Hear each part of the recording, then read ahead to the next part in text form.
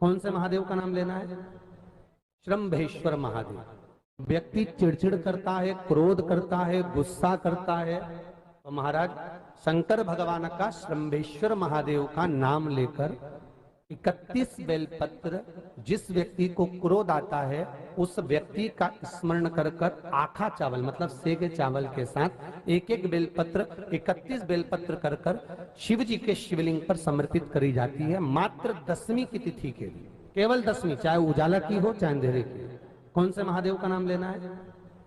Shrambheshwar Mahadev.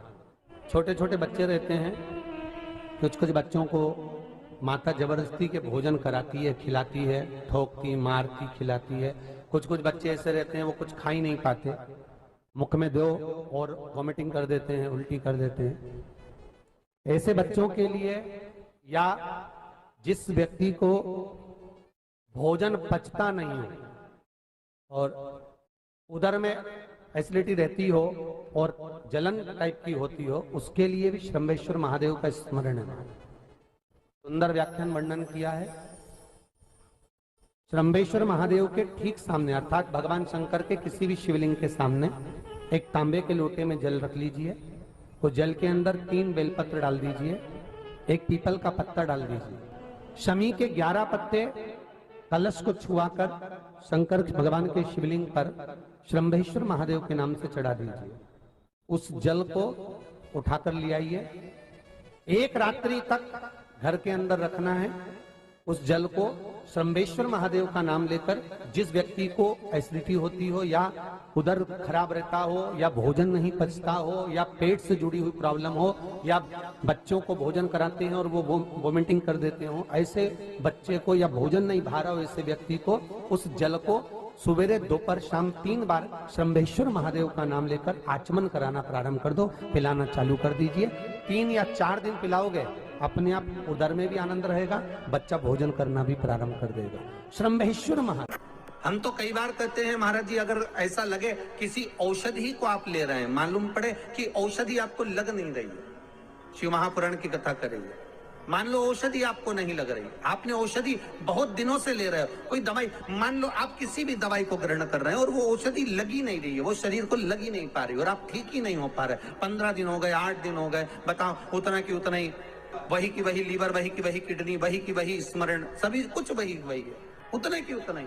BP भी ऊंचा नीचा चल रहा है पर लेवल में नहीं आ रहा, शुगर भी लेवल में नहीं आ रही, तो प्रयास करा करो महाराज, बेलपत्री के फल का जो गुर्दा है, अंदर का जो भाग है फल का, उसको पानी में गला लीजिए और बीमारी जरा दवाई लगी नहीं रही हो उसको पानी में गलाइए।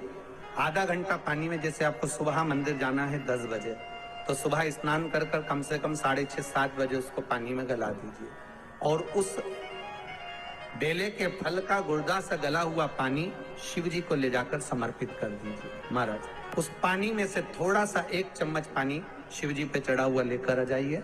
उस पानी को जो बीमार व्यक्ति है उसको औषधि देने से पहले मात्र आधी चम्मच से भी आधा चम्मच उसको दे दीजिए।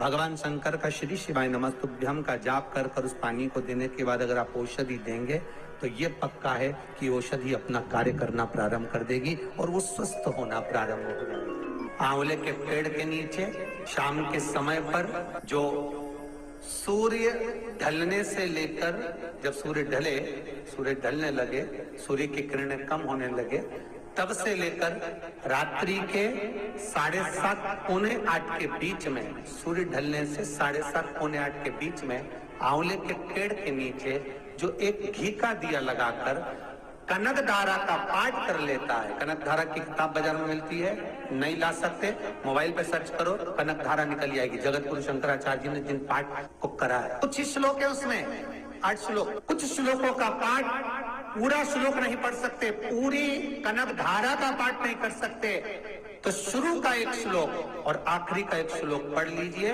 और घी का दिया लगाकर झोली पसार कर प्रणाम कर लीजिए। जिंदगी में कभी लक्ष्मी की कमी नहीं आ सकती। कनक धारा का पाठ जगत गुरु शंकराचार्य जी ने माता लक्ष्मी को इसी पाठ से, इसी श्लोक से प्रकट कर लिया था। और माता लक्ष्मी ऐसे नहीं गई है, वर देकर गई है, बिगर वर के जा ही नहीं सकती। कनक धारा का पाठ किया गया है तो बिना वर के, कई लोग कहते महाराज जी हम कनक धारा रोज पढ़ते, तो रोज पढ़ने वाली बात दूसरी, पर तुमने क्या रोज पढ़ा? तो क्या आंवले के पेड़ के नीचे पढ़ा? पर आंवले के पेड़ के नीचे जो कनक धारा का पाठ करता है, संपदा की कमी नहीं।